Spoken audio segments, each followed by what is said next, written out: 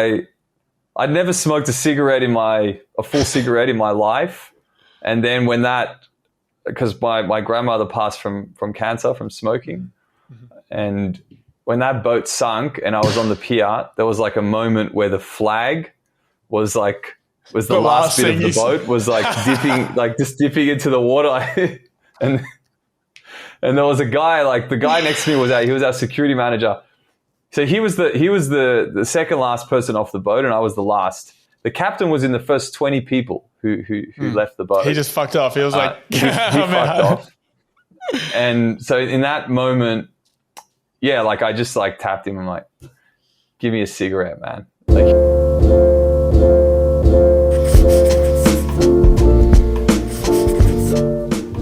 before we get into it, I'd like to chat about today's sponsor, VitaDrop. I've been using the VitaDrop sleep product for about a year now, and it absolutely blew me away the first time I used it. I looked at my sleep tracker and it had a 30% increase in my REM sleep. I'm somebody who spends a lot of time trying to optimize my sleep, and I'd never seen anything like that have a significant impact as it did. I remember messaging the co-founder, podcast guest, as well as a good friend of mine, Charlie, about it the next day, completely blown away. And then I've also shared this information with a number of people who have come back extremely surprised and very impressed with how much better they've slept once they've taken that sleep product.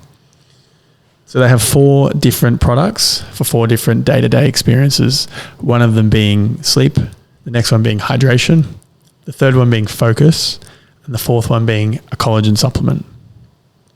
You can grab them both in ready to drink and in sachets that you mix with water. So if you're interested, use the code TOT in the description below to get 25% off your next order. Coran, welcome to the podcast. Thank you, mate. It's great to be here. So you're currently in Phuket right now? Whereabouts? Or Bangkok?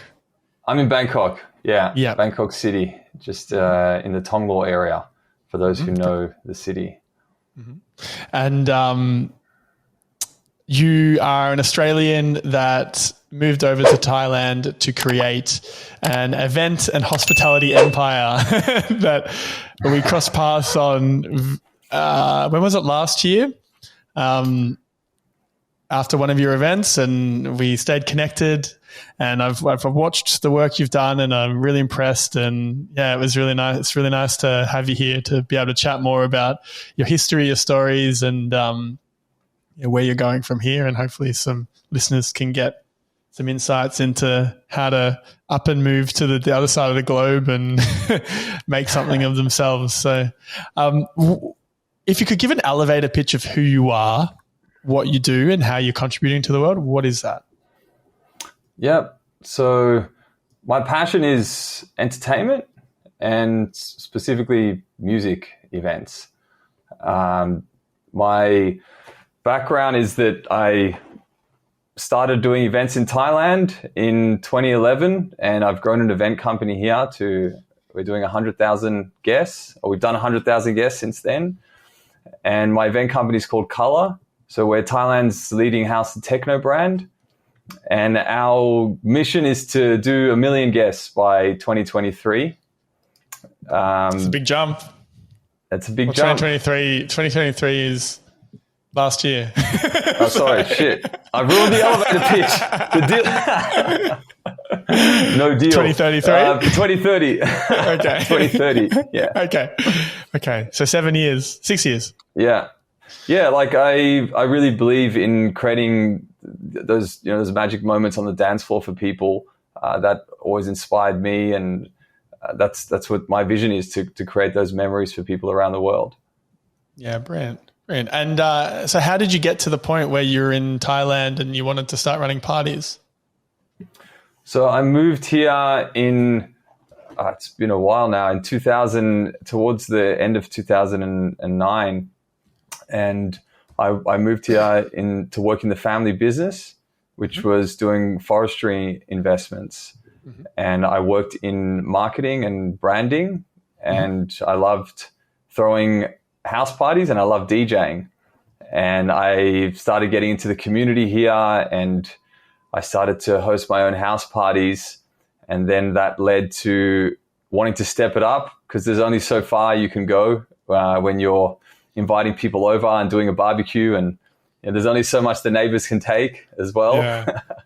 So yeah, like we set out to do an event. I met my co-founder Vina, who's one of my best friends, and she was doing house parties and I was doing house parties. And then we created we wanted to do something different, and we created the first sunset party. It was the first open air sunset party in Bangkok. It was on a Sunday, and we called it Colour. And that was how I really moved into events. It was very successful.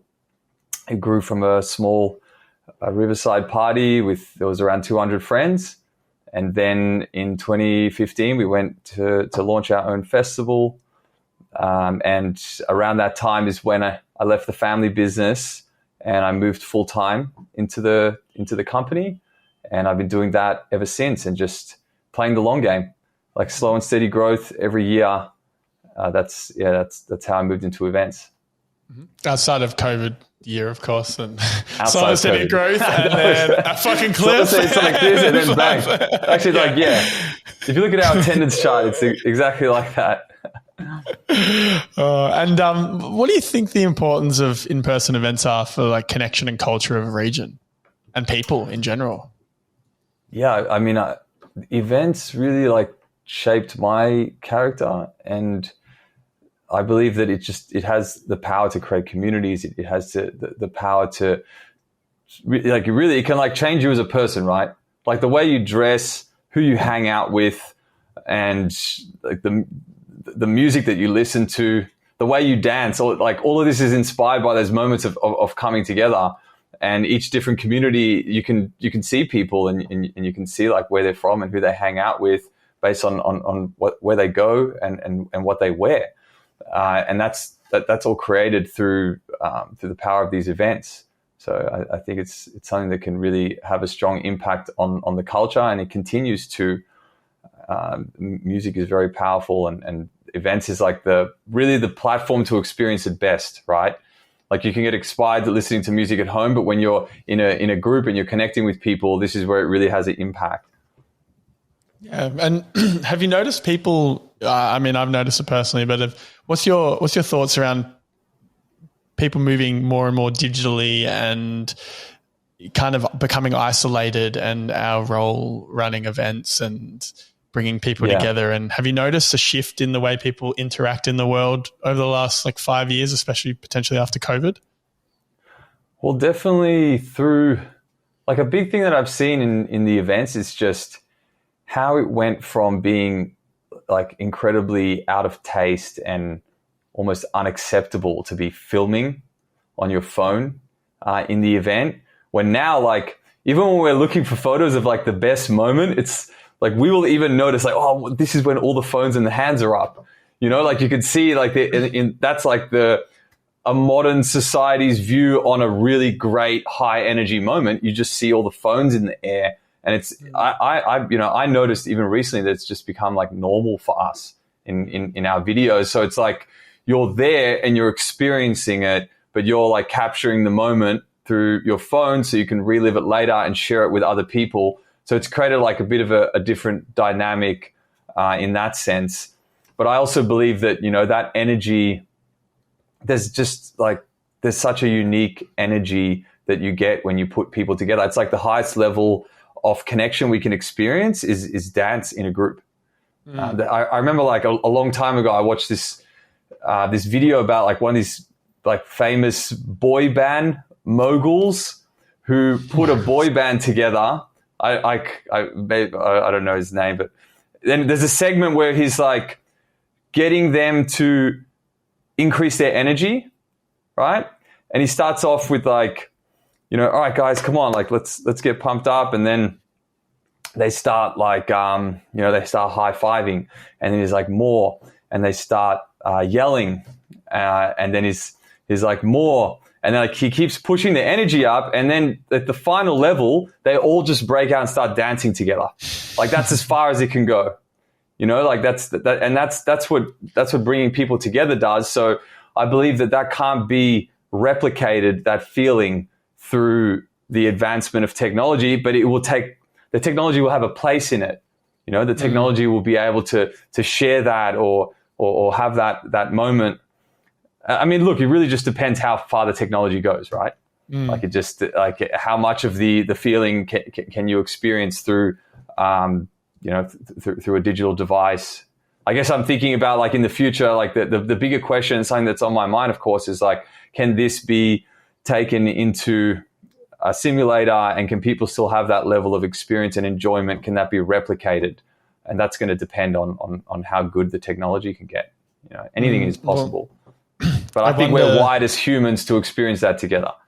Yeah, for sure. And I wonder if when you break it down, what is that connection? Is it just our brain spitting out dopamine and serotonin and oxytocin and if we have a head thing and some goggles and we're in our rooms, but an electronic pulse tells your brain to release X amount of dopamine, and that's curated by the promoter running the show.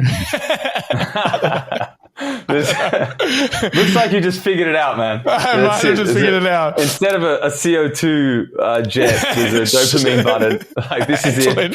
It's pretty much a dopamine button if you think about it. Yeah. It's a dopamine DJ. Well, they're DJ dopamine jockey. It's already done. Yeah. What do you think? How do you think technology is actually going to continue to shape the way that you run your shows and events and build your business? Definitely on the side of like the marketing and communication, right? Like that's always changing, and the technology gives you different access to communities. It gives you different ways to reach out to your guests, and in trying to stay on top of that will always keep you top of mind. And I would say as well, like the guest experience is greatly influenced by technology and how we tailor that. Like, you know, like if I look back in the past, and we're really considerate of like where's a great place to take a photo in the event now, like, and how do we create that for the guests, because we want them to have that memory, and that's because of the advancement of the technology and the need to share the moments.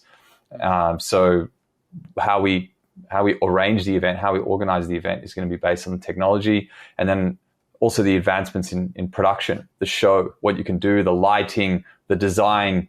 All of this is advanced as well through the progression of technology. You know, we're able to do more with designers now as well, because the mapping apps for creating the stages and everything, they're better. You know, they've advanced a lot. Like there's more clarity. You can more accurately see what you're going to recreate. You can turn it into a video now and see how the lighting is going to be. So this lets you like tweak the details of the show, and that's how the technology is impacting us, like in the show for the guest experience, and prior to that with the marketing. And then maybe even like to the point where, like especially with AI, which we're really like pushing with our team and trying to adopt it in many different ways that we communicate and have things written for us, and potentially even to the point where it already is like editing photos and in Photoshop, or writing copy and trying to scale what we're doing with the technology is going to have a big impact for us as well. Yeah, I mean, AI has been great for a lot of things on my end. Yeah. It's not a podcast unless we touch on AI. Yeah, got to touch on AI. Yeah, I use it every day now. I use it in so many aspects. Like I'll build out transcripts. It's become my kind of, it's just like a tool that I chat to become smarter. And I just talk to it so much now. And, you know, it's got a long way to go, but it's providing the feedback loops a lot quicker. You know, feedback loops to learn things a lot quicker than otherwise would normally occur if you're like Googling something or trying to find it in a book and it's not perfect, but it's not a bad way to approach learning now. What's your strategy around building culture in like the markets that you work in for your events? It used to be culture or community? Culture, right? Both, I guess. They're one and the same in my mind. I mean, like for changing culture, like that needs to happen at a grand scale for us. So the big events, like the music festival has the impact on culture, right? Because it's such a big shared moment, then that can have a really heavy lasting impact on someone. That's the kind of thing that can make you change your genre of music that you listen to. It can still happen in a nightclub, but like when there's more people together, the emotion and the impact is higher. So that's where we see is something like how far can we scale our events? How impressive and how unique can we shape our events? What is the best talent that we can bring that can create the most inspiring moment to shape culture? Which also, of course, impacts the community, right? Like it then gets people to want to gather together more. But then going to community, I was way more involved in the community before. Like I'm like a true punter in every sense. Love being on the dance floor, love being at the events. I used to go to the underage discos in Australia. Those are really big there. Like they had the How blue old were you? light. 26. I was. I walked straight into that one. I was between I think I was 14. You didn't actually have to say that. As you get older in your teens, it's less cool. There's like a certain period where it's cool because if you get towards the end, so like 14 to 16, around then. Dude, I had my first kiss at a blue light disco. So there you go, man. So I was always like chasing the and really like just involved in the community of the events. From being 26 at the underage discos all the way to moving to Thailand. So when did you move to Thailand? How old were you? I was 23. Okay. Yeah, cool. And now, so 2011, so that's 13 years you built the business. Like where's the team at now? How big's the team? How many tickets are you selling a year? Like you don't have to talk about revenue and stuff, but if you want to talk about revenue, like where are we at now? And then what's the goal? So we were an 8-person team until COVID happened. And we'd grown it. So like the most we've done is a bit short of $1 million US, and the most guests we've done in a year is 21,000 guests. And actually, like coming out of COVID, like we took on a really high overhead, so I've been a lot more cautious about rebuilding things, and we're able to run like our key operations with including myself, a 5-person team. Right now, we're recruiting more people, and we plan to. So right now we are at a 3-person team, and we're growing it to 5 again. We're in a transition phase with some of the staff. Yeah, cool. And how do you go about balancing the artistic and business aspects of Colour and the events and the industry as a whole? Because they're sometimes at odds. I mean, when I think of the balance, the difficult part in the events is like balancing just the whole culture of how people do business in our industry, which involves like late nights partying, sometimes, the very late after parties and like all that. It's like a very unhealthy place where you meet some of the really important people. And it just kind of is what it is. And that is the biggest thing for me. And, I really have got a very strong control over how I used to be. And that's helped us progress a lot. And it's like also one of the things that conflicts with treating it like a business. And so like the business part and the lifestyle of the music industry is where I see needing the most balance, and also for most people. Like I know a lot of people that just got too caught up in the partying, and they had a really good chance and they had great timing and they had their moment to progress, and they didn't, and then they just went down and they stayed down and they never really made a recovery. And, you know, I've been in the industry now for 13 years, and I've had ups and downs with that, but I've always put the business first, and I've always kept the structure there when it's mattered. And I haven't become a victim to the balance of the partying and the business. Yeah, for sure. Well, it's interesting because we spoke off air about, celibacy and staying sober and all that sort of stuff. And I'm going to do we're talking about 75 hard, but adding celibacy to it. So, this is definitely something we connected on off air. But I'd be curious to get your thoughts on kind of like the celibacy side, being sober and just like the intense dopamine producing opportunities in the industry we're in, and how managing that ties into the success of, I guess, the work that you do and how you've gone about genuinely managing it. Yeah. Yeah. Like I put myself through a lot of different challenges, and I'm really into, especially now I'm very focused on improving my mindset, my body physically, also with the intention to have more focus. And one of the things I'm doing is a celibacy challenge with one of my mates. The goal is 90 days, and I'm on day 62 at the moment. I would have laughed if you said day 69. We should have delayed this podcast a little bit, to land on day 69.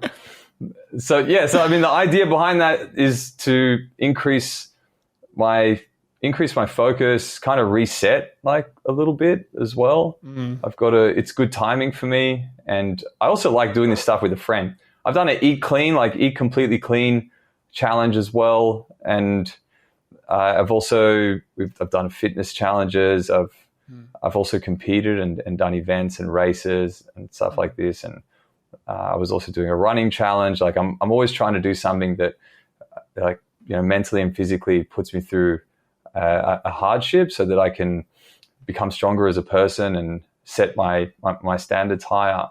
And that's how I feel this falls into that as well.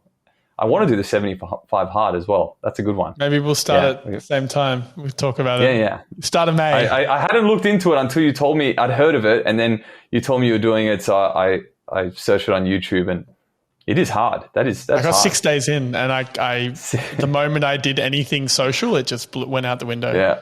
Well, the challenge is it's the training a day, right? It's training twice a day is really hard. Yeah. Yeah, you're spending an hour at a minimum, each time.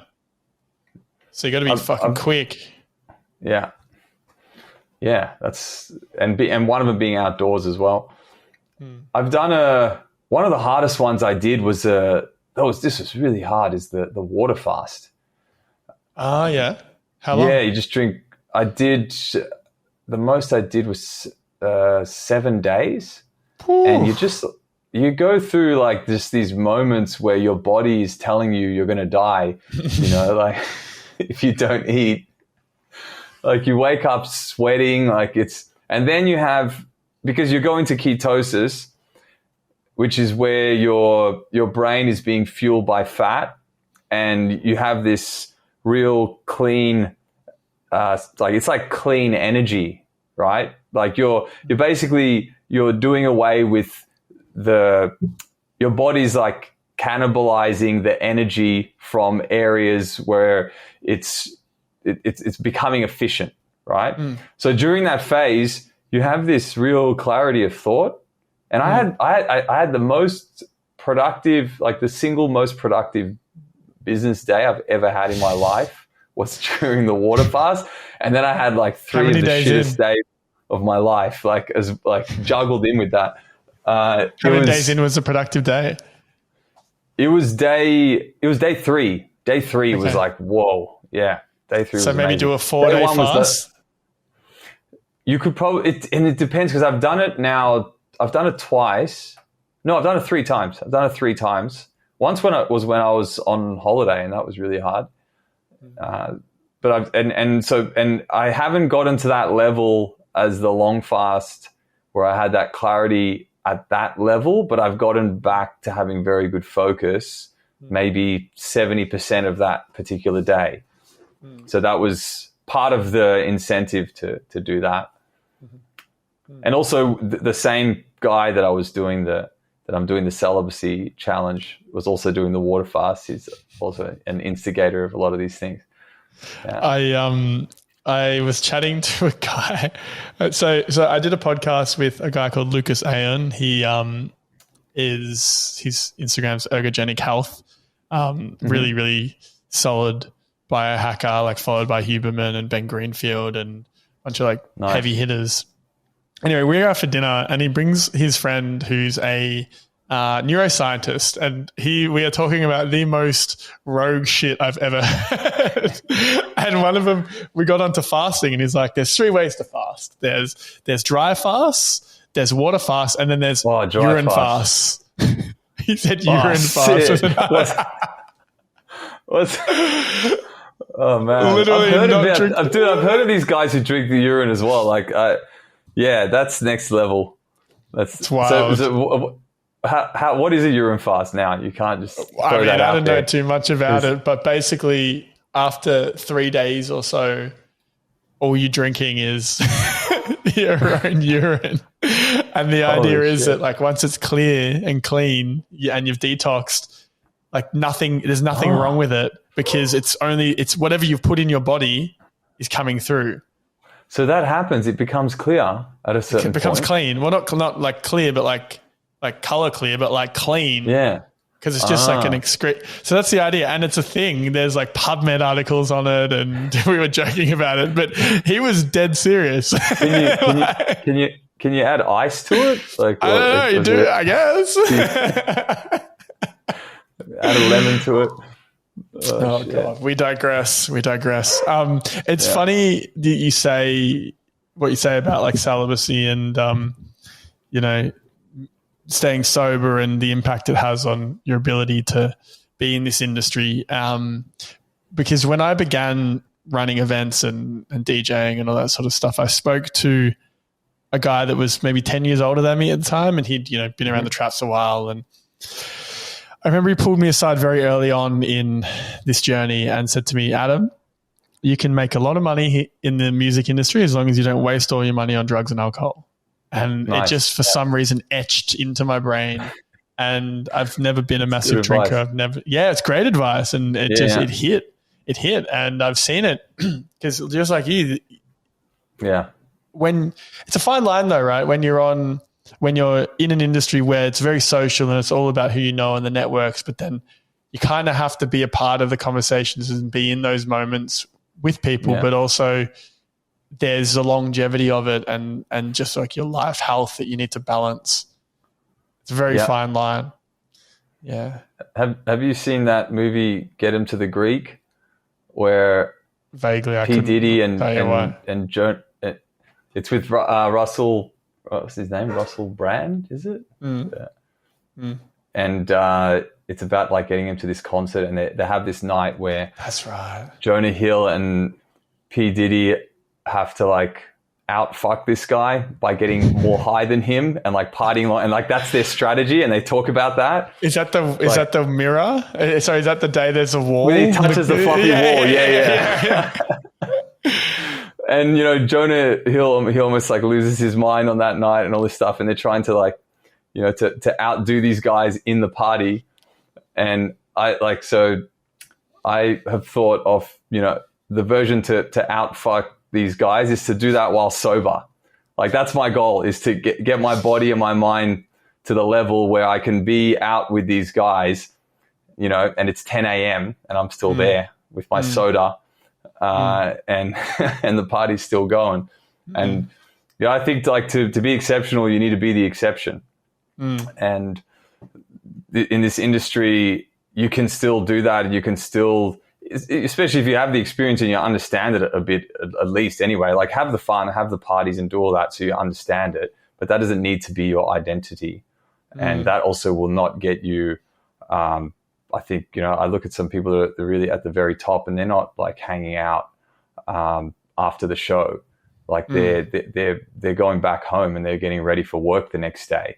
And it's like anything else. You got to put in a significant amount of hard work to progress, and you get thrown off if you're not treating your body and your mind correctly. It's probably one of the few places where the lines are so blurred, like the music industry and the hospitality industry. It's just so blurred because everyone's fun is your work.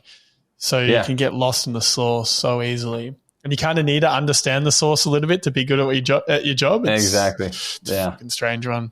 On that note of not necessarily getting lost in the sauce, but just the sauce itself, like what's been the most like inspiring memory or experience that you've had in an event that you've run today? A moment where you've gone, holy shit, that was amazing. Yeah, I've had a few of those moments. I have one like every year. I mean, that's like kind of what keeps me going. Probably the first Kolour event where when we got paid at the end after having the best day / night ever, and we got like $500, and we're just like, fuck yeah. Like this,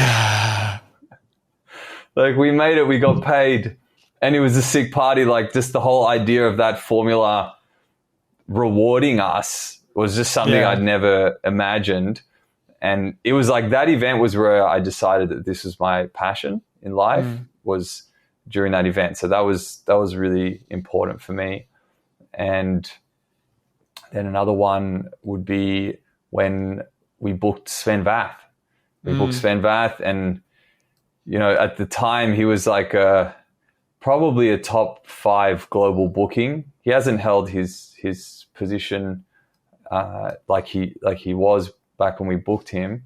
And you know, we went like truly viral like when we did that. It was the first time as well where, you know, we didn't have to sell this event. It was just being shared and pushed, and people were like, just, you know, oh, you booked Sven Väth, they were banging down the door to come and just to feel that. And then also it wasn't just that we booked this big international, it was that Sven Väth was like the DJ who's in my like top 3 sets of all time, like Future Music Festival.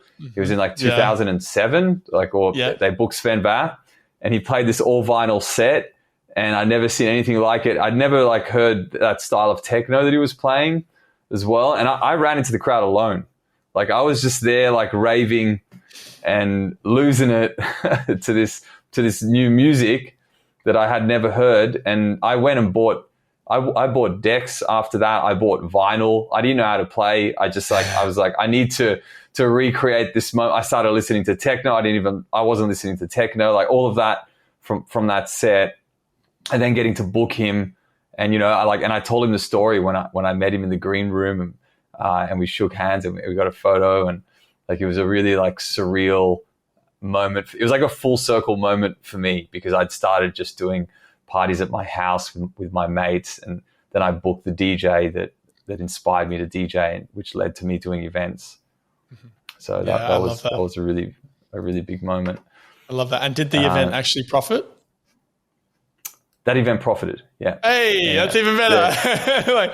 It was a lot more than $500. Like $512. Like the first one. Well, that's the challenge with this this industry and those type of artists, especially right now. It's just the cost of these artists are insane, and it's near impossible to make it work for a lot of these shows. What's been the biggest challenge that you've overcome in this industry? Oh man, loads. Like it doesn't stop. There's always something different. Probably like personally, just like we had like a court case that was really difficult, which was, you know, someone got injured at our event, and it was a very just tricky situation, and we had to go and meet the family, and you know, they were really distraught, and just seeing that like, you know, someone had got hurt, and we went to court, and we had to make a settlement with them, and it took over a year. We had to go. Yeah, it was a really difficult time, knowing that you know, just this whole thing had happened. It it was out of like, without getting into details of it, it was a very unique situation where it was out of our control what had happened, but it was in our event. So we were also responsible for this. And do you not have public liability? Is that a thing in Thailand, or? The person that got injured was not covered under the public liability insurance because it was a vendor. It was a subcontractor of a vendor. So it wasn't a direct vendor. It wasn't under our insurance, and it wasn't under their insurance. And the person was from like a very poor area, and the family had to take care of them. And they eventually, they made a like 95% recovery, and the whole situation it worked out a lot better than what it could have. But it was also at the start of COVID, and at the time we were in like 150,000 US in debt from our festival. So I was in just crushing debt, and that situation, like we owed 36 people money, and I had people like writing online like, fuck this, like Coran, like tagging me and Kolour, and like I didn't know what to do, like, and then this, we eventually, like, I got some really good advice from people in that time, and we got out of this situation, and we paid everyone back. What was the advice? Just be like really transparent and approach, like just tell everyone where you are, like, and what you're planning to do. And come to my house now. It's not a secret that the market was closed. We weren't able to run again, and we made some investments around the event that didn't pay off. And we just, the big tip was like to just be really transparent with people about it, even though I felt like really, I was in a lot of shame for not being able to do anything, and for what position I'd put people I knew. Like, some of these people were my friends, some of them were our vendors, and there was people that owed us money that because of COVID, they're like, we're not going to pay. Like, we're not going to pay until this situation sorts itself out. So we were in that position in the middle, like trying to communicate between the people, like, look, we are also owed money. We were in debt, but we were also owed money on top of that was held. And then all this was going on, and we had this court case going on as well for this guy who got injured at the event, and it just felt like the news kept getting worse about COVID. It kept spreading, and I couldn't, like, at this point I wasn't like able to wake up. Like, I was just in bed. I never felt depressed. Like, I didn't know what it was, like, really fully. And I would hear of people being depressed. Like, I would just always, I'd distract myself with work, but now I couldn't work. So I couldn't distract myself. And then I just had this situation that I saw no end, and I just like felt like giving up. Like, I really had checked out. And then I had to deal with my reputation, with all the people I knew that I've let them down. And it was just so much at the same time. It rains, it pours. Yeah, it certainly did. Yeah. Yeah, fuck. Well, thanks for sharing. Sounds like it's a really challenging time. And what did you take from that time period? I mean, these are the moments where they make or break people, and you're still here and you're still kicking. Yeah. So what did you take from that time period of, like, risks and how to operate and decision-making? So we as a person? Yeah. I mean, we just looked at, like, what can we do with the cards that we have? This is the hand we're dealt. So what are our choices and what are our options? And we ended up doing like very like small social distance type events to get out of this, to keep the team engaged. We pivoted pretty quickly to doing online stuff. So we did like the first online music festival, which it was pretty good actually. Like, we had a professional studio, like, so like some of this stuff was moving as well. Like, I had to keep the team focused. And yeah, like, so we just looked at what can we do? And I think one of our companies core values is to welcome change and obstacles. I like to welcome them, because when you're faced with an obstacle, it's either going to defeat you or you're going to learn and grow around it. That's like, it's basically in a very like A-B perspective. That's basically it. It's like, okay, is this thing going to stop you and you're going to give up, and then everything you put in is going to, it's going to end. It's going to be for nothing, or are you going to find your way around? And that's it. So we found our way around and adapted and just, took one day at a time. And that's how we got out of it. Interestingly, while doing that, there was still more issues. Like we had a in the second small scale event was on a boat that ended up sinking. Were you just like, oh my God, at that point? I really was. Like I'd never smoked a full cigarette in my life. And then when because my grandmother passed from cancer, from smoking. And when that boat sunk and I was on the pier, there was like a moment where the flag was the last bit of the boat was like dipping into the water. and there was a guy, like the guy next to me he was our security manager. So he was the second last person off the boat, and I was the last. The captain was in the first 20 people who left the boat. He just fucked off. He was like, he fucked off. And so in that moment, yeah, like I just like tapped him. I'm like, give me a cigarette, man. Like he was sitting there smoking. They had like the water marine police on those like with the rubber boats, and they're like, like looking, like there was maybe like 15, 20 people. The police cars were coming and stuff, and then I smoked a full cigarette.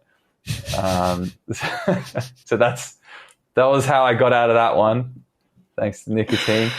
Oh, damn. That's wild. Yeah. Yeah, it's a roller coaster of an industry, isn't it? Yeah, it really is. It really is. And I mean, like the thing that that really got me out of that darkest time was relationships, like just network and relationships. And like the most influential people that I've met in my career by far happen during that period. The biggest connections I have, like the people that I can get access to now that I wouldn't have dreamed of before, all occurred during this moment, because I was also forced to figure out like what are the other ways now, like what else can we do to progress, and it really taught me the value and importance. Of course, everyone tells you, right, relationships are important. It's who you know, but it's really when you're at like the lowest point, or you're in the darkest point, or it's a person, or it's a call, or it's a conversation that turns you around. And I was able to have some of those conversations that led to having connections with people that I wouldn't have dreamt of. And I learned a lot, and I learned how to fundraise from someone during that time. I've always been great at selling and great at raising funds I learned how to raise funds through sponsorship. During the first time we got into significant debt, the way out of that was fundraising through sponsorship, and we got really good at. I've also lectured about it in the local universities, like on how to raise funds through sponsorship. And then the next one was like how to do it through investment. So I got to understand that world a bit. I have a really close friend who's a tech founder, and he showed me like, how they raise money in tech. And I used some of those principles, and I used to go I was going to these tech meetups. It's like the only event guy, and just meeting people who've raised millions of dollars that just were, like university graduates who raised a few $1 million with a big idea. So I was like very curious, like, who gives you that money? Like, how does that work? What do you need to say? And it's not rocket science. It's just a series of steps that you need to follow and you need to understand. And it's very different, and you've got to get in front of the right people. But I understood about that process more, and like all those things I learned now setting me up for a much bigger level of growth and the people I'm able to speak to and the way I understand the business has changed a lot. So it's all lessons, and it's all setting me up for the next steps and the next level of progress. It's all this long game. And if you welcome these moments and these changes, and if you welcome the obstacles, you will, and the only way is to find your way around it. And there's always a play, there's always a move, there's always a contact, there's always something you can do. So how did you change in that time period that allowed you to then gain access to all these people? Like when it seems like you're at your lowest, it's when the people that now have the most impact in your potentially professional life came out of the woodworks. And what was that? Why did that happen? I've always been good with people, and I just didn't know how to like connect and, just rub shoulders with very rich and influential people, because I hadn't. And actually the secret is there is no secret. You just got to be yourself. Like there's no, like if you're trying to like manipulate the situation, or it ended up just being the same approach with me not being afraid, which is where I was afraid to like step out and to be around, to network, like, like what do I wear? How do I look? Like, should I be in this, like situation? Should I be on this yacht? Should I be in this villa? Like just questioning yourself, like that you're an imposter, and that like just pushing that voice away and realizing people are people, and you're dealing with people here, and they're just it's this, you just got to be yourself. And that really helped me to get out of that real low point. I was putting myself in that position and learning, and I think anything you want to change, you just got to look at like how many times can you expose yourself to that uncomfortable situation, and then eventually you will just adapt. Even if it's bit by bit, it's the keep sending messages, keep calling, keep showing up. Like just put your effort into that, and then you're like a sponge, like you just start to adapt. It's like anything you're trying to learn, you want to hang around with the people where you learn that from. And that's the same for me I was trying to build these relationships with people, is like, how do I be around them? How do I show up?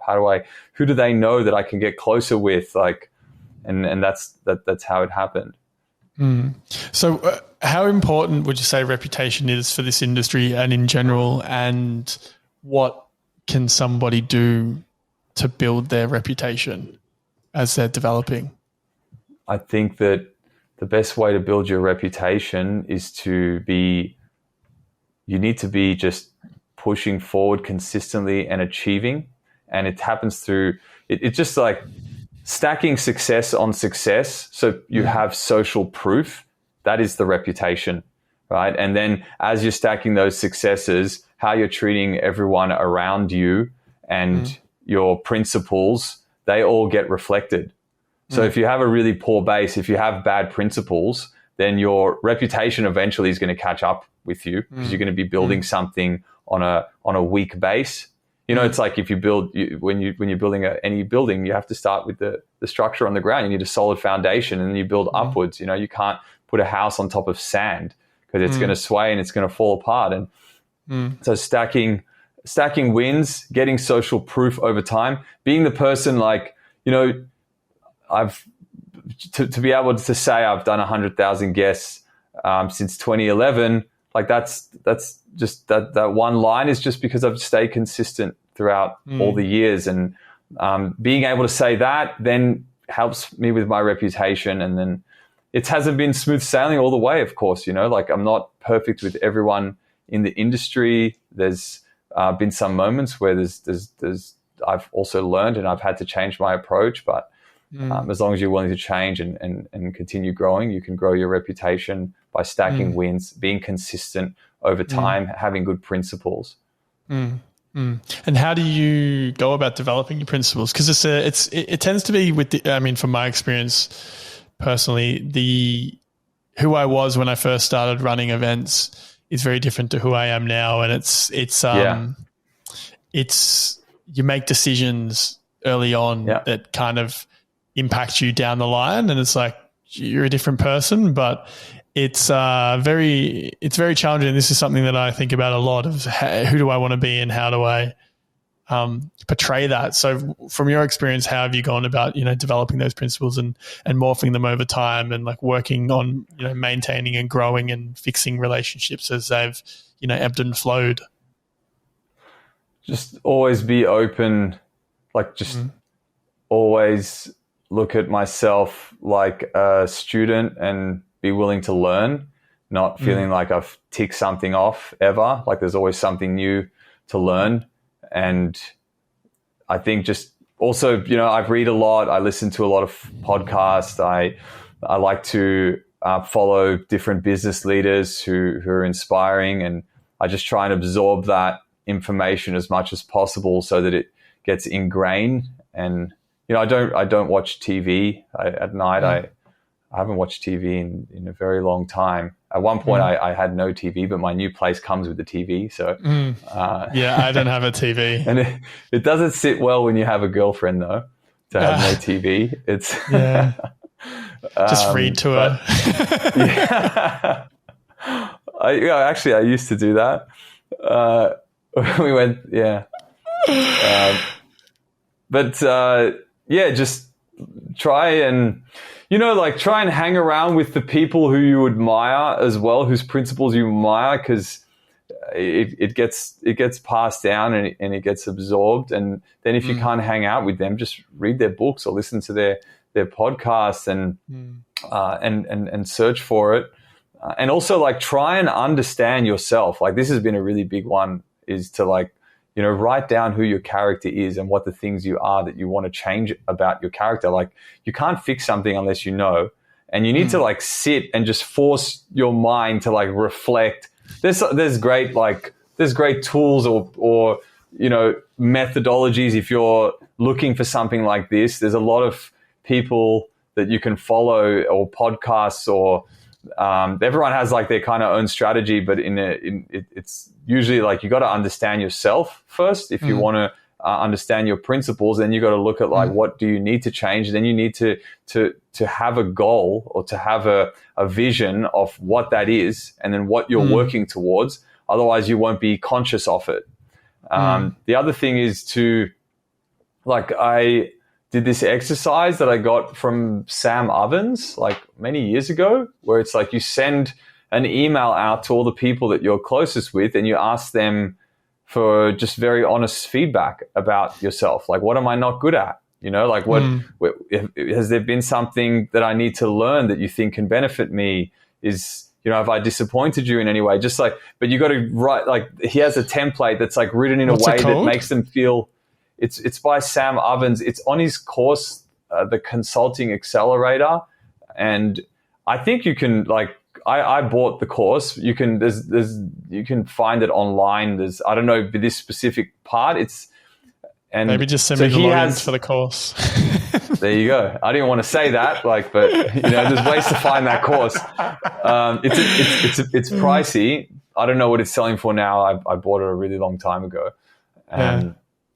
So I got that module on mindset. There's a module on mindset that changed my life. I actually got the course from a friend first and got so much value out of it that I paid for it after. I love that. Yes.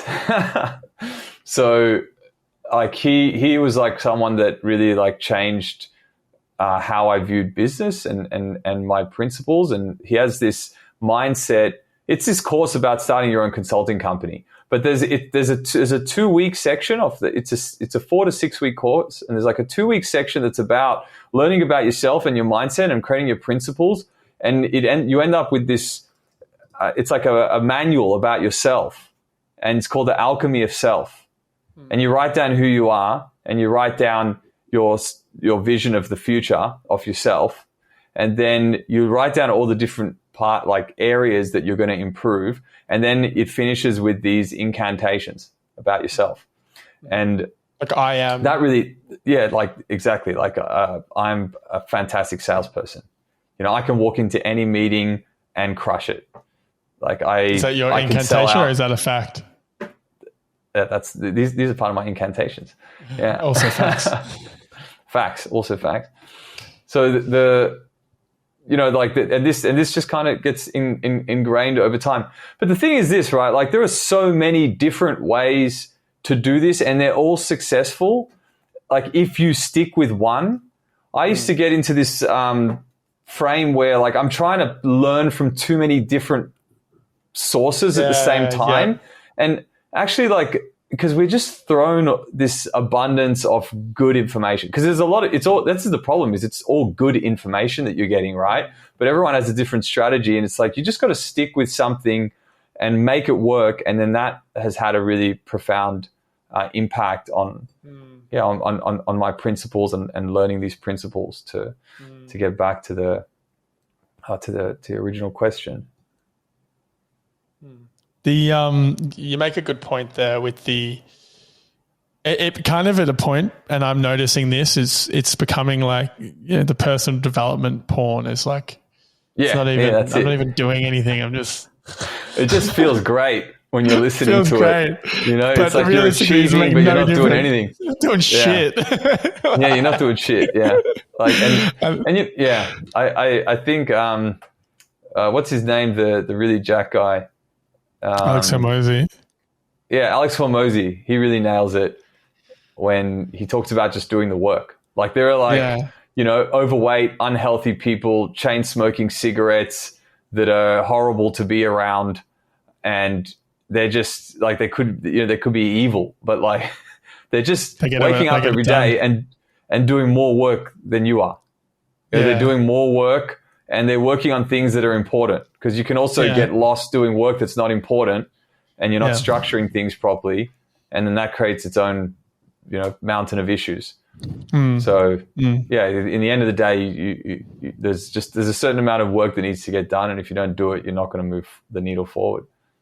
Yeah, I've noticed that for sure. I know a lot of my friends are very just effective, and I'm busy, but at the end of the day, I look back and go, I've listened to 2 hours of podcasts. I've had a nice lunch. But what have I actually done? And then I found the podcast medium and realized, it's perfect for this, because now all I do is just explore my curiosity. And that wide disparate knowledge of random shit has begun to come, back around and become useful. So we'll see where it goes. So for those listening that want to get into events and they want to, maybe build a business in this space, like run me through the playbook to what putting on a world-class event looks like. So I think just like if you're new, right? Like you got to understand your target audience. You have to be out there and part of the community. And so my target audience now that I'm older is not myself. But I've learned a lot about how to structure things and who to target. And we still very much focus on our target persona. And you've got to know who is going to be the ideal person that's coming. And at the start, you don't need to map it out and do all this stuff, but you just got to be around the people that you want to bring. You need a community. You need some support. Whether you do that through creating a promoter team or just being out and knowing enough people in the scene so you're a familiar face.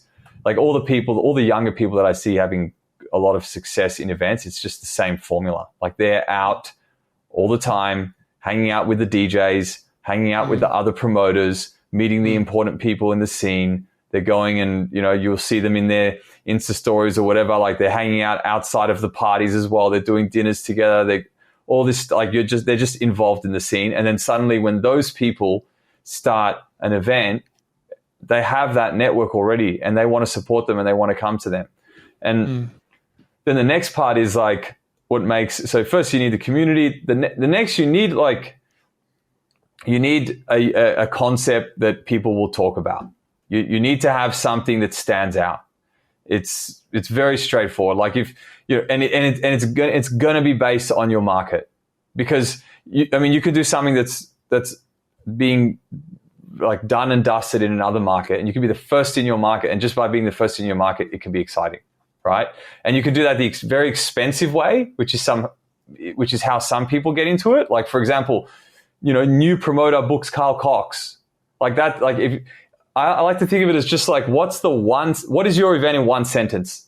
That's it. Like, what is the one sentence that one person will tell the other person, they'll tell the other person. And if it is like, hey, there's a new promoter bringing Carl Cox, right? Like Carl Cox is that is the value add. And it's a bit exciting that you're new, right? But you're paying a lot of money for that. But people will talk about that because it's a new artist, or, based on your scene, of course. If Carl Cox is there every week, it's not going to be that exciting. But for example, in Thailand, he hasn't come in like 12 years or something. So like if someone pulls that show off, everyone's going to talk about it, right? That's the line that everyone says. But you can create that line by being the first rooftop pool party in your city. Oh, there's a rooftop pool party, or no one had done a pool party and you're the first pool party. Like, of course, there's everyone, but in Bangkok there was really no pool parties around when I was first here. We didn't do a pool party, but just giving you that example, like there was a promoter who came in and owned that, and then they became the pool party brand.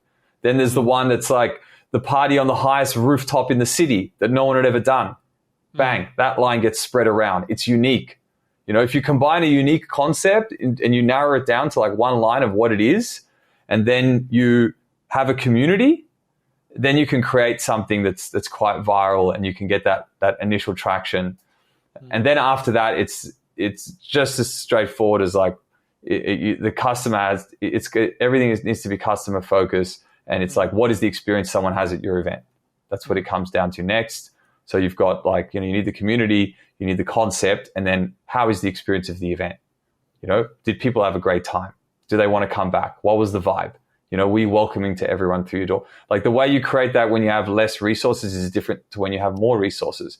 When you have more resources, you can do it by like, having a huge menu of drinks with really great service, with great bartenders. You can have a great food selection. You can have the best staging. You can have express entry. You can have comfortable VIP. When you do it earlier, it's how are you greeting people at the door? Like how many like people are you going over and shaking their hand and saying, thank you for coming? How many people are you contacting afterwards and personally thanking that they came to your party? How did you make the DJ feel when they came in?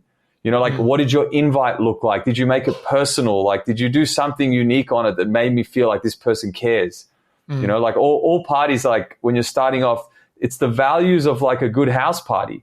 Like it's just, a good time with friends, like with music, and like, how do you amplify that? Make it feel more personable, make it feel more special. Like that's all the strings you need to pull. Unless you're dealing with lots of money and you've got lots of funding, then you could take risks on these bigger things. But, we know how that can go sometimes. So I think without the culture and without the community, you can't buy it. It's really not exactly. something you That's can right. buy. Yeah, that's right. It's fucking hard to build.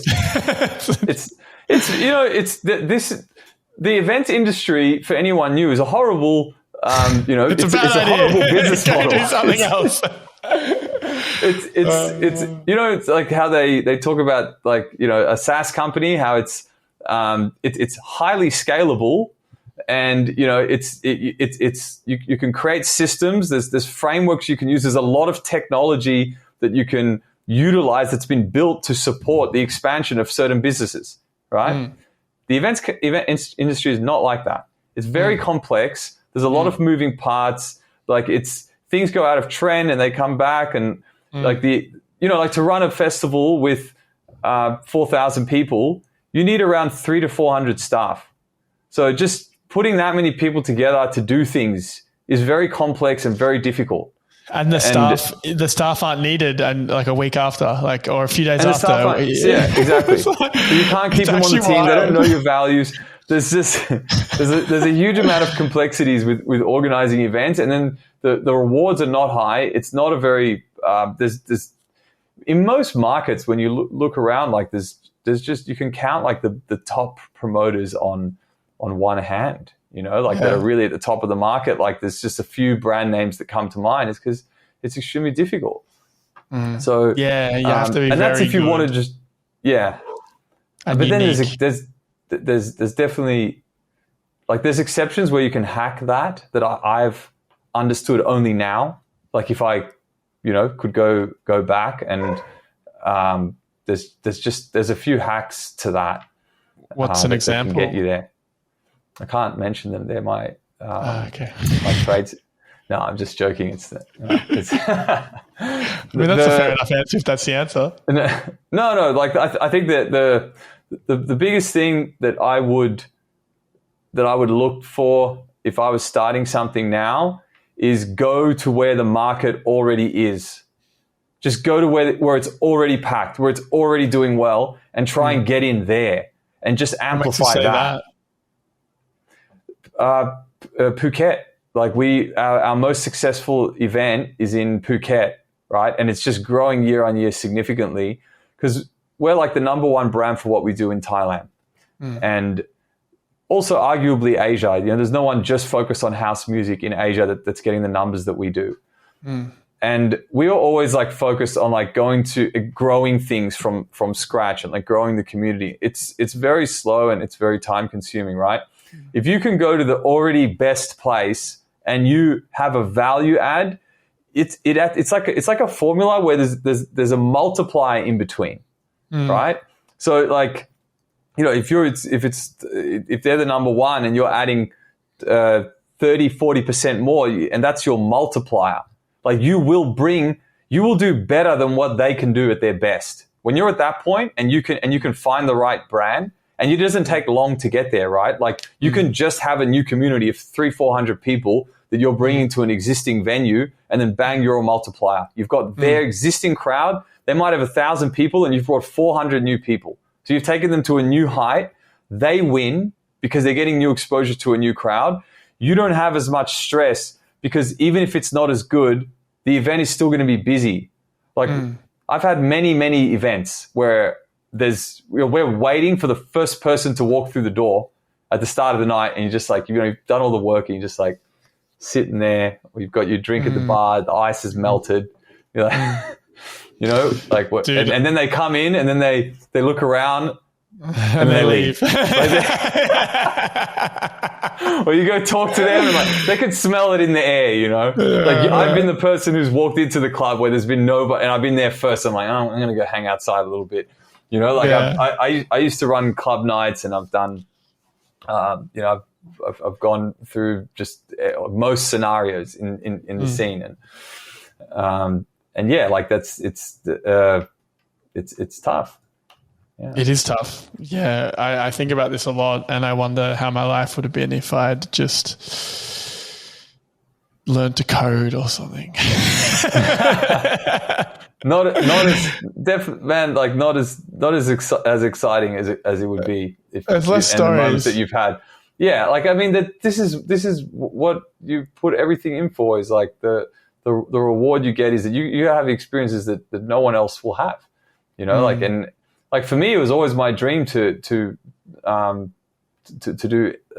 event like the events that inspired me, and that reward is like something that makes everything worth it.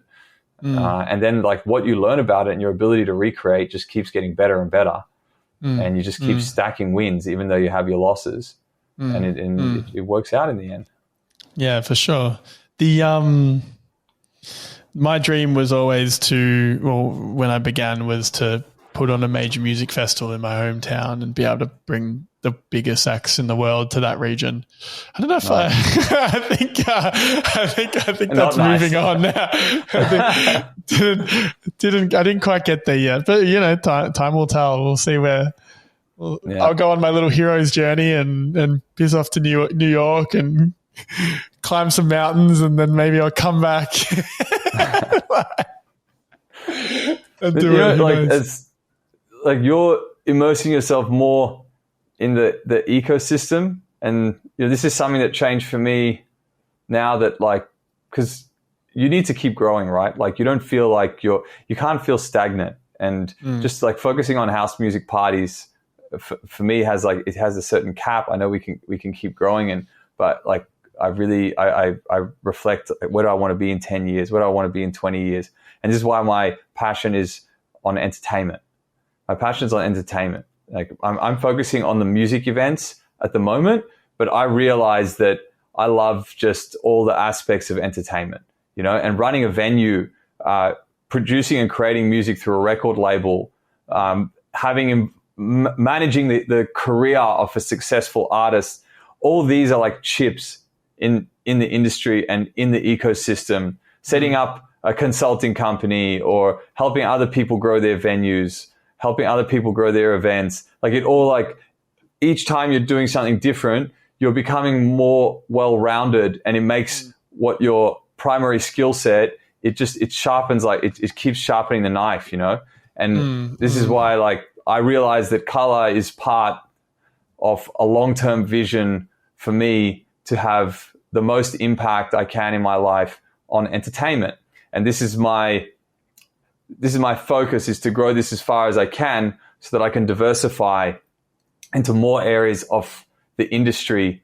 Because there's this, like, I just feel like you'll never grow old in entertainment. Like you're just, there's this energy about it, that it just connects people. And that's why I want to keep it's like a magic, like we keep channeling that and keep growing and finding other ways to spread that. And whether that leads to being involved in venues, being involved in more festivals, being involved with teams and artists. Like I'm interested in all parts of the journey. Yeah, I think you're on that path now. Yeah, for sure. I think the what's come to me next is, I can achieve what I wanted, not necessarily by running festivals, but maybe just starting to tour artists and working and building relationships with artists, and then doing tours and going to those shows and still being able to see people have an amazing time. And it's come off the back of a tour, but it's not necessarily you're putting your house on the line to do this thing. Yeah. So I don't know. That's an idea that's been developing. We'll see where that goes. So marketing, let's talk a bit about marketing and events and festivals. And so, when you're marketing your events in Thailand, what's the usual strategy and approach, especially given that, and I've played in the space that you're in, that the few thousand capacity, and the budgets aren't great. Like the budgets aren't very big, and the audiences, especially in Thailand, are quite transient. Like you're dealing with holiday people. So in my head, I sit there and I think, shit, how do you access these people? You're probably running ads, but then you don't have a big ad budget because it's, a massive event. So what are you kind of doing in this space? So my background is marketing, and I get a lot of like personal enjoyment just putting together the creatives and coming up with unique campaigns, being ahead of the curve with our marketing assets, whether it's video or photos, or creating our websites, etc. But I think like the important thing with marketing when we're in the situation like you're describing, right? Like the market's not massive for what we're doing. Our music is not the dominant genre in this country, and our budgets are going to be a lot more limited to a massive arena show or a international music festival.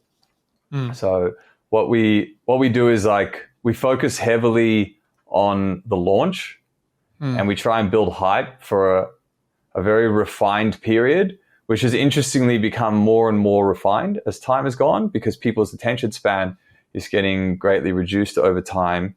And, we used to do a 1 month pre-sale launch and just hype the event up and get registrations. And then we would drop tickets and create as much buzz around that moment as we could. And now, like, it got shortened to 2 weeks, and then we've done it with 1 week, and it's like become more effective. It's like it's more effective when you make it more narrow. So we're at the point where we spend around 60 to 70% of the entire marketing budget for an event. Is that generally by ads? It's so we split between, we're very big on KOLs, so key opinion leaders, influencers, and we split the budget between key opinion leaders and the online ads, and we just have a lot of messaging that is designed to hype up the launch with quality assets, a refined direction of steps that the person needs to take that gets repeated, trying to keep it as simple as possible and lead them towards the sale. And, we've got so much past assets over this time. We have a certain level of trust that we have a large amplifier during these moments. But our primary strategy is to like, how to, just think of it like when you go and queue up to a new restaurant opening, or if there's, remember when Krispy Kremes came to Australia, there was crazy. There was like 10-hour waits or something. People were lining their cars up, and it was a drive-through only, like that kind of thing, where it's like, how do you make that digitally? How do you get people hyped and waiting? You need a good hook. You need a good offer. You could do it through a very good price, or you could do an add-on if they can win something if they join early, using competitions, using giveaways, etc. You can just think of everything you can do in this narrow period that gets people talking, and then that gets amplified through influencers who will share messaging. Sometimes we do gift boxes where we send them a gift and it's got clean messaging about joining the event on there. And then we also have a similar type system with the promoter team who are... As in the influencers you give? But that's not where we allocate our... So the influencers get benefits at the event in exchange for helping us promote, and the promoter team get benefits of the event for exchange of sales. So that's how we differentiate them. So the influencers need the gift boxes. I've never. The gift boxes. Yeah, is that for the influencers or just general patrons? Influencers, or sometimes we give it to certain key patrons who might be like a very loyal guest, so that they feel more special around the launch, and we connect with them more. Yeah, cool. So you focus on the launch. The other thing that's really important is just to do one thing really, really good, and then do another thing. Don't try and do 10 things at once.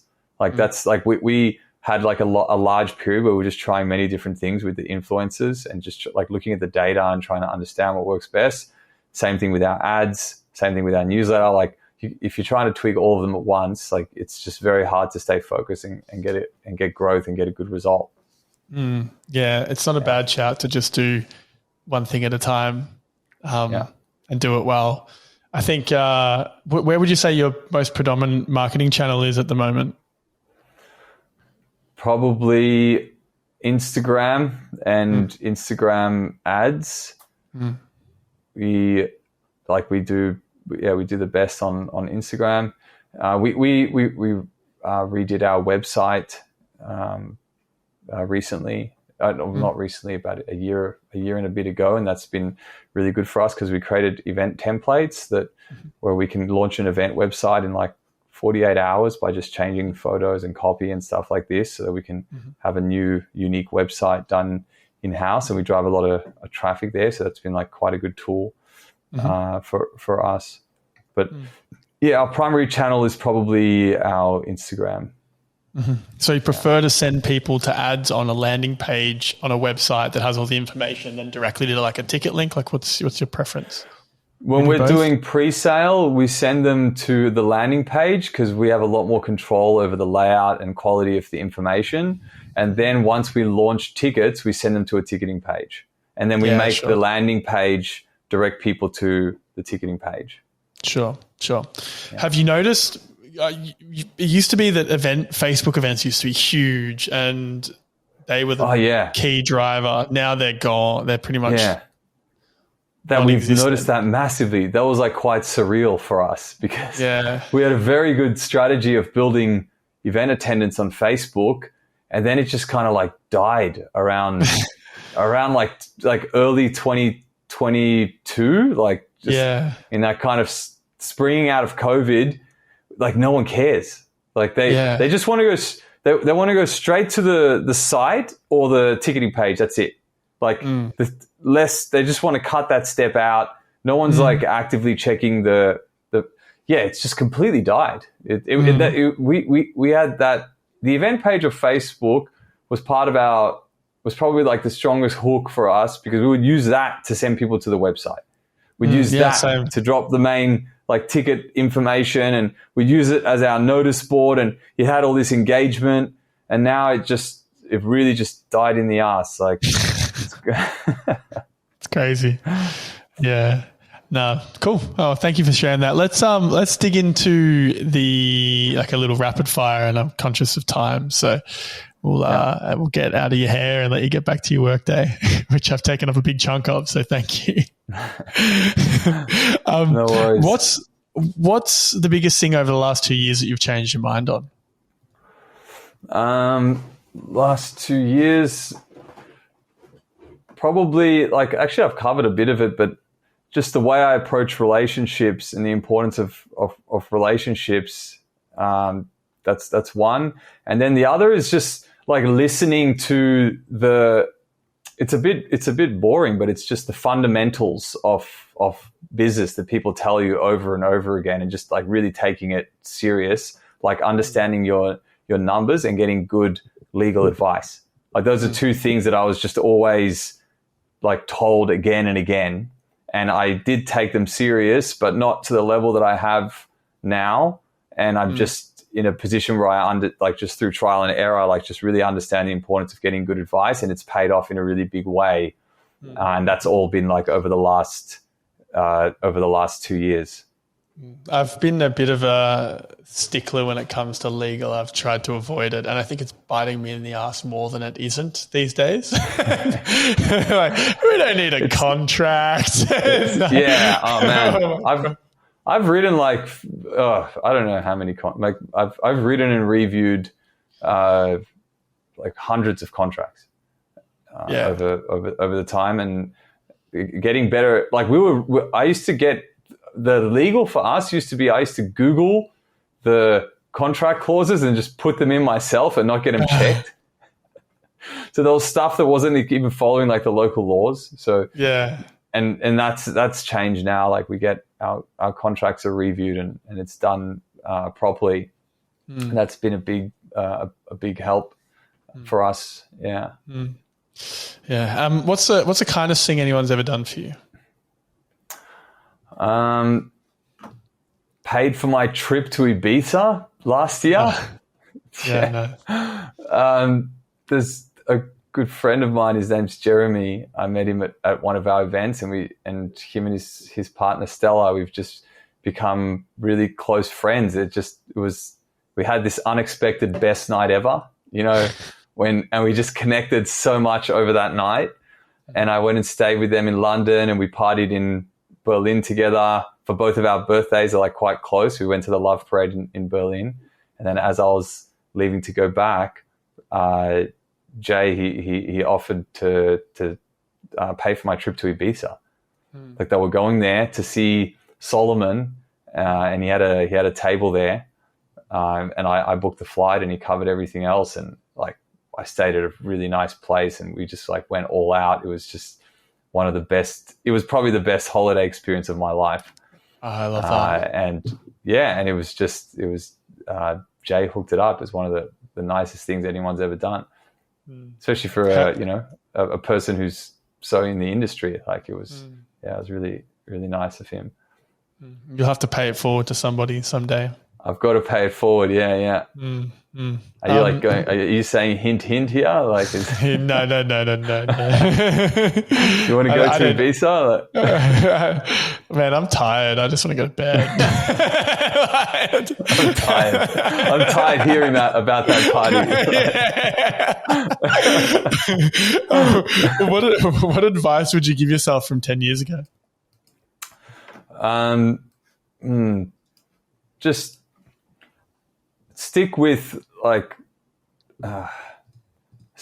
right people, and put more value into the right relationships, and take my health and fitness more seriously, because that is the biggest impact that you have on your work. Which I never also made that connection with. It's not about your body; it's about how you feel, the energy you give off, how people show up around you, and that's all related to just taking care of your health. And I've taken care of my health more seriously over the last 3 years. And if I could go back 10 years and just been in a better mindset, a better shape, just sleeping better, staying regularly active, and eating well. And you just got to do them all to 80%. That's it. If one of those is at 30%, it messes it up. So I would say the relationships and just taking care of just the basic physical health stuff, and not just to look good, but for what it does to your mind. Love it. And if you could only recommend one book for somebody to read for their whole life that's going to have the most impact, what would it be?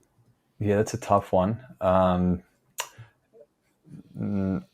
really like one of my favorite books was gifted to me from my mom, which is Richard Branson's biography called Losing My Virginity.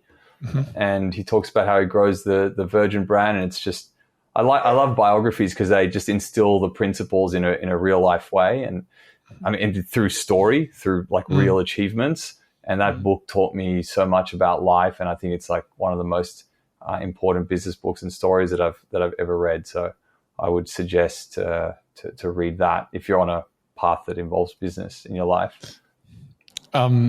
Yeah, I love that. I love Richard Branson. He's my like idol. He's the guy that I would look up to. And if I could and have my life in this industry turn out even a fraction of the way his has, I would be stoked. But have you heard of the Founders podcast? The Founders podcast? Is he on it? No, it's just a podcast of a guy who reads biographies and autobiographies of founders and really notable people. Okay. And he distills it into these like hour-long, 2-hour podcasts. Yeah, nice. That sounds good. I highly recommend you get onto that, and it'll blow your mind. That when I was so, as you know, the last probably 18 months have been pretty tough with the industry for me and like events, and, I've lost hundreds of thousands of dollars, and that feeling that you spoke about where you just couldn't get out of bed, and you're like, the amount of times in the last 18 months to 2 years where I've just stared at the ceiling. I've just been like something's going to change. I really resonate with that. And pretty much getting out of bed, getting up, fucking getting moving, and just going to war. At moments it's felt like just going to complete war. And and then it's like, how do you navigate your team? And then you're not showing up best for the people in your life. Oh, it's a fucking mess. But during that time, and especially more recently, like there's been two big moments in time in the last 2 years where I've had some really tough periods. But the second one was made a little bit better by listening to this podcast and listening to these stories of the most world-class people in various aspects of, business and stuff, having the exact same fucking shit shows of a time. Yeah. It's like... Yeah. Like everything is on the line. Everything is fucked. Yeah. they're about to give up. Yeah. It's not like this smooth sailing. It's like once a month they're feeling like they're about to give up, or talking about the Dyson guy. He started Dyson as an example. He made like 500 and something prototypes of Dyson, was in hundreds of thousands of dollars of debt. He's fucking broke. He's like depressed. You know what I mean? It's just not. It's not. And then he's like, he's getting sued by some company at one point, and he's about to run out of money. And it's like, we're all going through it. So I don't know how many of people had just, how many people are in the graveyard of those who didn't get a biography, but like, in reference to the people going through really hard times, my favorite book for going through hard times it's one of the books I've gifted the most is The Obstacle is the Way by Ryan Holiday. By my bedside table. I read that as well during this time period. And Discipline is Destiny. His most recent one's fantastic as well. He's one of my favorite authors. But The Obstacle is the Way is just like that's the book of hard times. Like if you're the stories in that book about what people have gone through, where you're worried about your business being on the line, and there's like they'll tell some story of some prince from from some ancient culture whose family was getting slaughtered, and like everything is on the line, like their life and all the people they care about, and then they still manage to rise through that, and how or they give the US president examples where there's Abraham Lincoln and like the country is on the line, or Winston Churchill, and you read those stories and it makes you feel that your position's something that you can, like, the pressure that you're under is even though it's the worst thing that's happening to you in your life at the time or in that moment, that like you can get through this. If somebody else has gotten through something significantly harder with so much more on the line, then it makes you feel strong that you can also push through this. And that's all through stories. It's like learning and hearing biographies, but he's just distilled it in a really good way with very succinct like lessons and moments that makes it quite digestible and good for that. That's another great book. It is a good book for sure. I like his work. The Daily Stoic podcast was something I was listening to for a good year, pretty much every day. Yeah, it's good stuff. Love it. So, well, is there anything you're excited about at the moment that you want to let the listeners in on? I'm excited about we just have a new, like, amazing venue that is like a dream come true venue that we contracted, that is going to get announced, that we've contracted for like multiple years, that is going to get announced towards the end of the year. So it's like, I can't, release any info about it, but I just know that it's one of these ones that if we pull it off, and it's going to change the game for us. So I'm very, very excited about that. That's like I spent quite some time working on it as well. So that's something coming. Yeah, brilliant. And where can people find you and your businesses and your projects if they're interested in? So you can find us on Instagram at We Are Colour, so WEARE, and Colour is spelled with a K, KOLOUR. That's our Instagram. And you can also find us on colour.net, so KOLOUR.net. And myself on Instagram, I'm Coran Colour, so CORAN KOLOUR. I keep a bit of a low profile, so my profile's on private, but follow us on our Instagram channels. And all good. Nice. And my final question for the podcast is, what do you think the meaning of life is? Oh, I saw that in the notes and I didn't get down to that one. Well, time to... It's the pressure's on. I think our purpose in life is to follow what we're called for, and for every person that's different, and you might find it at a different point in your life, but like try to do as many things as you can, which is what I did. I've worked all sorts of jobs and done all sorts of things until I felt like a calling for something, and then just pursue that as far as you can, because that will be the area that you can have the most impact with, and like with the intention of taking that as far as possible to give back as much as possible. I think that's the meaning of life.